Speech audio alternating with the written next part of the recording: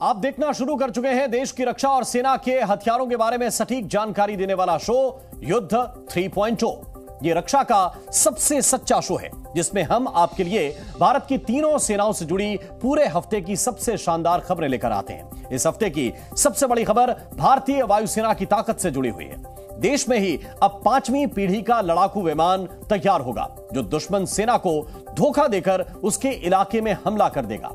और आप अपनी स्क्रीन पर इस वक्त ठीक वैसा ही एक एनिमेशन देख रहे हैं। नया लड़ाकू विमान बनाने के प्रोजेक्ट को सरकार ने मंजूरी दे दी है। इस पर काम शुरू हो चुका है। आपके मन में यह सवाल होगा कि 5वीं पीढ़ी का लड़ाकू विमान होता कैसा है, इसमें दूसरों से अलग क्या होता है। तो आसान शब्दों में आप यह पूरी खबर समझिए। 5वीं पीढ़ी के फाइटर जेट दुनिया में अब तक बने सबसे ताकतवर लड़ाकू विमान हैं। इनसे ज्यादा एडवांस और भविष्य की तकनीक वाले फाइटर प्लेन्स अब तक नहीं बनाए गए हैं। अगला सवाल है कि 5वीं पीढ़ी के विमान में क्या खास तकनीक होती है। तो इसके लिए उनमें कुछ खास तकनीक होनी चाहिए। सबसे बड़ी बात यह है कि दुश्मन के रडार की निगरानी से बचने की क्षमता। ये विमान खास मटेरियल और डिजाइन के साथ तैयार किए जाते हैं और आसमान में इनको ढूंढना लगभग नामुमकिन होता है। इनमें लंबे समय तक तेज रफ्तार से आसमान में उड़ने की काबिलियत होती है। 5वीं पीढ़ी के एयरक्राफ्ट में लगे हथियार भी नेक्स्ट जनरेशन यानी कि अगली पीढ़ी के होंगे जो लंबी दूरी तक सटीक हमला कर पाएंगे और अपने दुश्मनों का तब तक पीछा करेंगे जब तक कि उनको नष्ट ना कर दें। और अक्सर ऐसे विमानों में आर्टिफिशियल इंटेलिजेंस यानी एआई की मदद से भी कुछ फैसले लिए जाएंगे। मतलब विमान में बहुत सारे काम ऐसे होंगे जिन पर पायलट को ध्यान देने की जरूरत भी नहीं पड़ेगी। और इसका मतलब यह है कि ऐसे विमान जिस देश के पास होंगे उन्हें उनके दुश्मनों के मुकाबले बढ़त मिल जाएगी।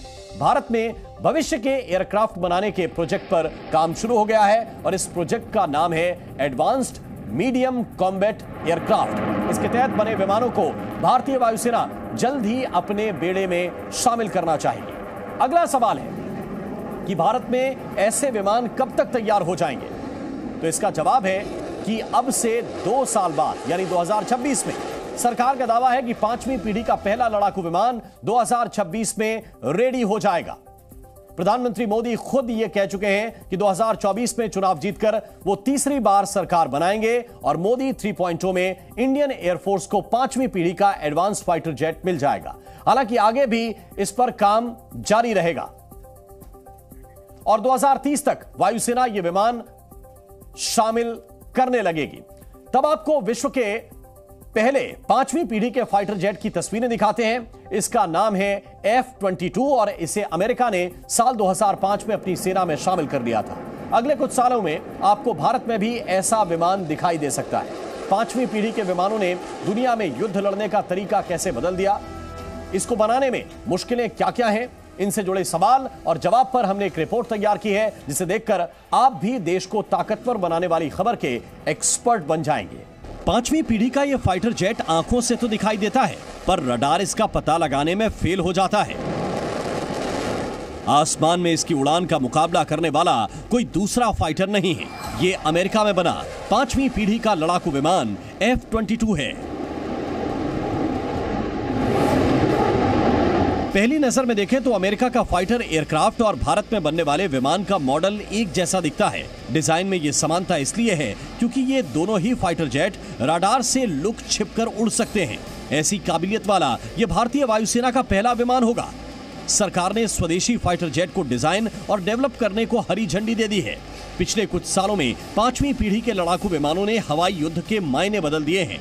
दुनिया की हर पावर अब 5वीं पीढ़ी का लड़ाकू विमान बनाना चाहती है। इसकी खासियत ही इसे बनाने की सबसे बड़ी वजह है। 5वीं पीढ़ी के लड़ाकू विमानों का निर्माण कार्बन फाइबर्स जैसे कंपोजिट मटेरियल से किया जाता है। इसलिए दुश्मनों के रडार पर ये विमान टेनिस की छोटी बॉल के आकार के नजर आएंगे और इसी खासियत को स्टेल्थ तकनीक कहा जाता है। इसकी वजह से कोई दुश्मन 5वीं पीढ़ी के जेट को आसानी से निशाना नहीं बना पाएगा। 5th जनरेशन एयरक्राफ्ट अब तक खाली 3 देशों ने बनाया है, यूएसए में और रशिया और चाइना। हम लोग है नेक्स्ट LCA तेजस का कंप्लीशन के बाद इनका डिज़ाइन ख़त्म किया। इसका बहुत खूबी क्या है, जब रडार, एनिमी रडार इनको देखने का कोशिश करेगा तो स्टेल्थ जो होता है उसकी वजह से उनको देखने में दिक्कत होगी। रडार को धोखा देने वाले विमान बनाना कोई आसान काम नहीं है। दुनिया में इस समय 5वीं पीढ़ी के सिर्फ 4 फाइटर जेट मौजूद हैं। अमेरिका ने सालों की कड़ी मेहनत के बाद 2 लड़ाकू विमान F-22 और F-35 बनाए हैं। रूस के पास Su-57 फाइटर जेट मौजूद है, पर अभी इसे बड़े पैमाने पर नहीं बनाया गया है। और चीन ने J-20 लड़ाकू विमान बनाया, जिसे अमेरिका के विमान की नकल कहा जाता है। इसलिए हम आज की रिपोर्ट में अमेरिका के फाइटर जेट प्रोग्राम की बात करेंगे। अमेरिका के F-22 और F-35 लड़ाकू विमान दुनिया के लिए एक रहस्य जैसे हैं। इन विमानों ने अमेरिकी वायुसेना को ऐसी ताकत दी जिसकी वजह से अमेरिका दुनिया की नंबर 1 सुपर पावर बना हुआ है। 5वीं पीढ़ी का F-35 विमान बिना किसी रनवे के ही आसमान में उड़ सकता है और जमीन पर उतर भी सकता है। लेटेस्ट खबर यह है कि अमेरिका ने इस विमान को परमाणु हमले के लिए तैयार कर दिया है। यानी ये अदृश्य विमान बिना दुश्मन को खबर मिले उसके इलाके तक परमाणु बम ले जा सकता है। अमेरिका F-35 के जरिए अपनी पूरी वायुसेना को बदलने की तैयारी में है। हालांकि ऐसे विमान बनाना आसान नहीं है। पिछले 20 सालों में अमेरिका इस प्रोजेक्ट पर 82 लाख करोड़ रुपए खर्च कर चुका है और आज भी इसको आधुनिक बनाने की कोशिशें जारी हैं। इससे आपको समझ आ गया होगा कि भविष्य के विमान बनाना एक मुश्किल और लंबे वक्त तक चलने वाला प्रोजेक्ट है। इसे बनाने में वक्त और पैसा दोनों खर्च होते हैं। भारत सरकार ने अपने फाइटर जेट प्रोजेक्ट के लिए 15,000 करोड़ रुपए की मंजूरी दी है। सूत्रों के मुताबिक DRDO के साथ प्राइवेट और सरकारी कंपनियां और एजेंसियां मिलकर 5 साल में 5 प्रोटोटाइप बनाएंगी। प्रोटोटाइप मतलब फाइटर जेट का वास्तविक मॉडल बनाया जाएगा जो उड़ान भरने के काबिल होगा। इस विमान का पहला प्रोटोटाइप साल 2026 तक बनकर तैयार हो सकता है। बताया जा रहा है कि भारत 200 से ज्यादा ऐसे विमानों को अपनी सेना में शामिल करेगा। अनुमान है कि 2030 तक 5वीं पीढ़ी के फाइटर जेट को भारतीय वायुसेना में शामिल कर लिया जाएगा। पिछले कई वर्षों से भारतीय वायुसेना के लिए नेक्स्ट जनरेशन फाइटर जेट की खोज हो रही थी। ये वो जहाज होंगे जो मौजूदा रफाल और सुखोई 30 जैसे फाइटर प्लेन से ज्यादा घातक होंगे और अगले 40-50 वर्षों तक चुनौतियों से मुकाबला करने में सक्षम होंगे। अब नजरें एमका पर हैं। एमका यानी एडवांस मीडियम कॉम्बैट एयरक्राफ्ट। ये एक बहुत फ्यूचरिस्टिक एक प्रोजेक्ट है जिस पर काफ़ी सालों से काम चल रहा है। तेजस कामयाब हो गया। अब एमका की बारी है। हमारे साथ डॉक्टर AK घोष हैं जो प्रोजेक्ट डायरेक्टर हैं एमका के। AMCA advance medium combat aircraft. Doctor Ghosh, Tejas तो बहुत कामयाब रहा, कई सालों से हम सुन रहे हैं एमका के बारे में। सबसे पहले तो ये कि एमका अभी किस स्टेज पे है? एमका के डिज़ाइन हो चुका है। अभी जो काम चल रहा है डिटेल डिज़ाइन का। डिटेल डिज़ाइन का मतलब क्या है, हम जब प्रोटोटाइप बनाएंगे उनके लिए जो डेटा जनरेशन करना है, मॉडल जनरेशन करना है, टेस्टिंग वगैरह करना है, उसका काम अब चल रहा है। और कुछ ही दिन बाद हम लोग इनका मेटल कटिंग स्टार्ट करने वाला हूँ प्रोटोटाइप बनाने के लिए। भविष्य के फाइटर जेट की दूसरी बड़ी खूबी होगी इसके हथियार, जो पलक झपकते ही शत्रुओं को निशाना बना लेंगे। ये अपने हथियारों को विमान के बाहर विंग्स पर नहीं बल्कि अंदर बने खास इंटरनल बे में लेकर जाएगा। अब भारत में स्वदेशी विमान बनेगा तो हम अपनी खतरनाक मिसाइलों को भी इस पर फिट करेंगे। खबरें ये भी हैं कि स्वदेशी ब्रह्मोस मिसाइल भी नए विमान पर लगाई जाएगी। भारतीय वायुसेना को 5वीं पीढ़ी के लड़ाकू विमानों से जो शक्ति मिलेगी, लगभग वैसी ही ताकत नौसेना को उसके युद्धपोतों से मिलती है। भारतीय नौसेना ने पहली बार एक साथ अपने 2 विशाल युद्धपोत को अरब सागर में उतारा है, जिन्हें एयरक्राफ्ट कैरियर कहते हैं। ये बहुत बड़े साइज के युद्धपोत होते हैं जिन पर एक छोटा रनवे मौजूद होता है। लड़ाकू विमान ऐसे युद्धपोत से टेक ऑफ कर सकते हैं और वापस उस पर लैंड भी कर सकते हैं। और इस वक्त आप अपनी स्क्रीन पर वैसी एक तस्वीर देख रहे हैं। इंडियन नेवी ने इस हफ्ते अरब सागर में लक्षद्वीप के पास अपने दोनों एयरक्राफ्ट कैरियर का एक संयुक्त ऑपरेशन लॉन्च किया। इसमें हमारे एयरक्राफ्ट कैरियर आईएनएस विक्रांत और आईएनएस विक्रमादित्य शामिल हुए।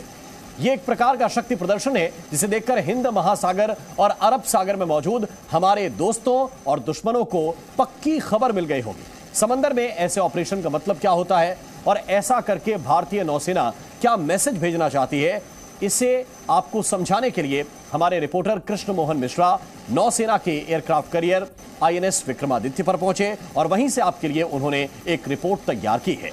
आईएनएस विक्रांत और आईएनएस विक्रमादित्य दोनों एयरक्राफ्ट कैरियर पर फाइटर जेट मौजूद हैं। दोनों एक साथ लड़ाकू विमानों को आसमान में लॉन्च कर रहे हैं। समंदर में इससे ज्यादा खतरनाक और कोई तस्वीर नहीं हो सकती है। करीब 260 मीटर लंबे युद्धपोत के डेक से जब लड़ाकू विमान गर्जना करते हुए टेक ऑफ करते हैं तो करीब खड़े होना लगभग नामुमकिन हो जाता है। समय भारतीय नौसेना का सबसे ताकतवर फाइटर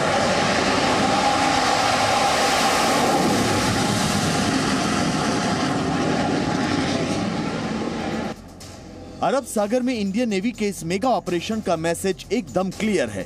इस मिशन में सिर्फ 2 एयरक्राफ्ट कैरियर ही नहीं बल्कि पूरा बेड़ा मौजूद रहा। सिर्फ एक एयरक्राफ्ट कैरियर पर ही 30 प्लेन या हेलीकॉप्टर तैनात किए जा सकते हैं और दोनों को मिला लें तो ये ताकत बड़े बड़े देशों पर भारी पड़ेगी। हमारे पास अभी 2 एयरक्राफ्ट कैरियर एक साथ ऑपरेट करेंगे और जितना कॉम्पैक्ट कैपेबिलिटी और एयर एफर्ट जो रेस कर सकते, मतलब simultaneous launch, recovery and ability to provide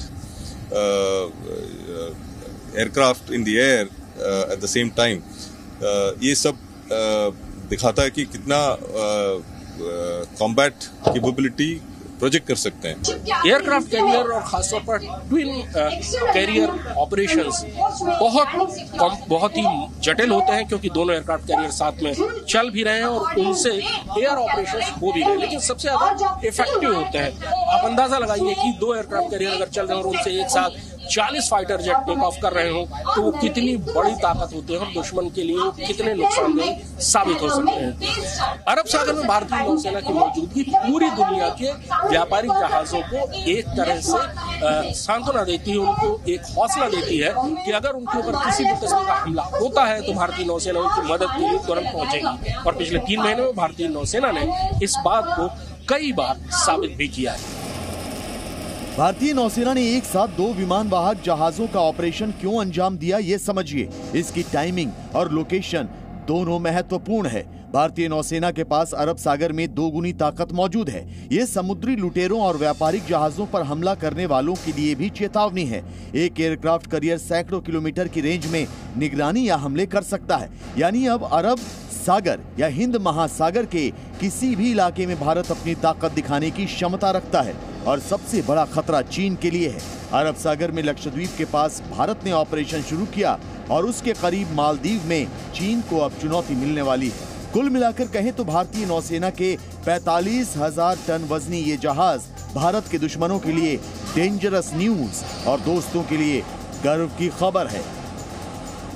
अरब सागर में ट्विन करियर ऑपरेशन करना, ट्विन करियर एक्सरसाइज करना भारतीय नौसेना का एक बहुत बड़ा संदेश है कि अरब सागर की सबसे बड़ी शक्ति भारतीय नौसेना है और अगर अरब सागर में किसी भी व्यापारिक जहाज या भारत आने वाले किसी व्यापारिक जहाज पर कोई खतरा आया तो उसका जवाब भारतीय नौसेना बखूबी देगी। इस तस्वीर में भारत की एक और कामयाबी भी मौजूद है। भारतीय डिफेंस इंडस्ट्री ने अपने दम पर विक्रांत को तैयार किया है। स्वदेशी एयरक्राफ्ट कैरियर समंदर में मौजूद भारत की सबसे बड़ी कामयाबी है।